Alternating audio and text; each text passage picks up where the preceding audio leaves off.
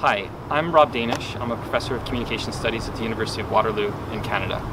I'm making this series of videos about communication practices in an effort to help students improve communication practices in a range of different settings, from interpersonal relationships to small group situations to writing and public speaking.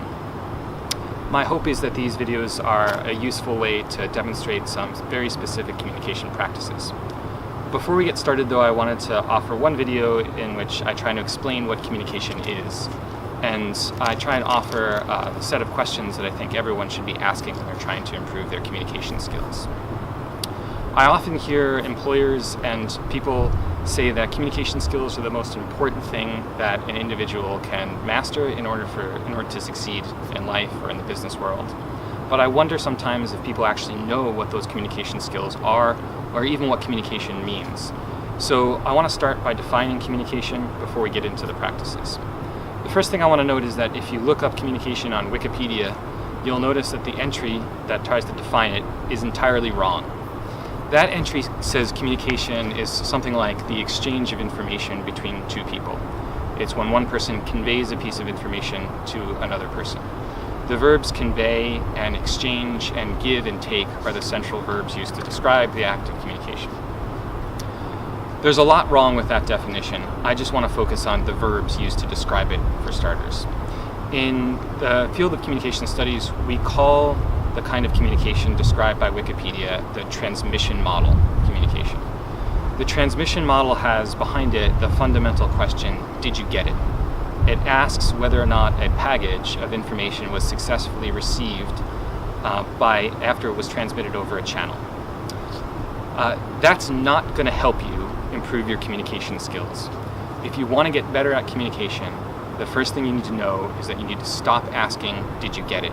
And you need to stop thinking about communication as the transmission of information from one place to another, or from a sender to a receiver.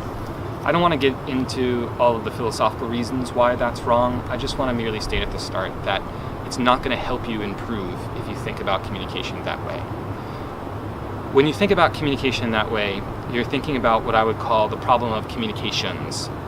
And often I have students and I run into other people who are confused about the difference between communications and communication.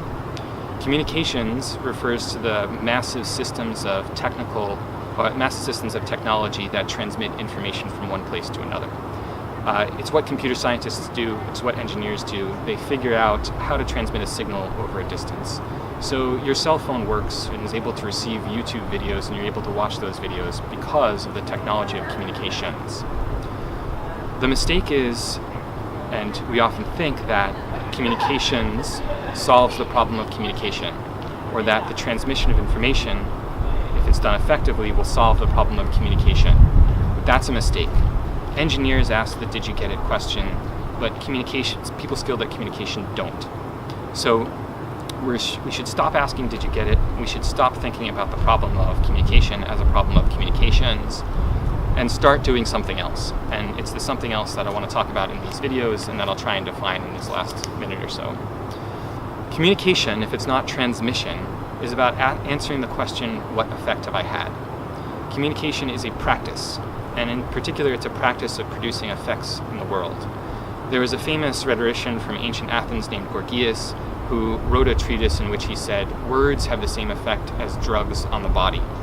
And what Gorgias meant was that words had the power to hurt people, had the power to inspire people, they had the power to cure people, they had the power to make people fall in love. They had all these powerful effects, and they produced all these powerful effects in the world. So Gorgias taught his students 2,500 years ago how best to practice communication in order to produce effects. Why do we want to focus on that? Because communication is more a matter of making meaning and less a matter of the transmission of information. You make meaning by producing effects on others. So in this series of videos, we're going to be talking about how to produce the right kind of effects to produce the best kinds of meaning in interpersonal, small group, writing, and public speaking situations. So the number one thing you can do to improve your communication skills is to stop asking, did you get it? And to start asking, what effect have I had? When you start asking, what effect have I had? You're in a position to improve your communication skills in a range of settings. So in the future videos, we'll try and look at very specific practices to help you do that.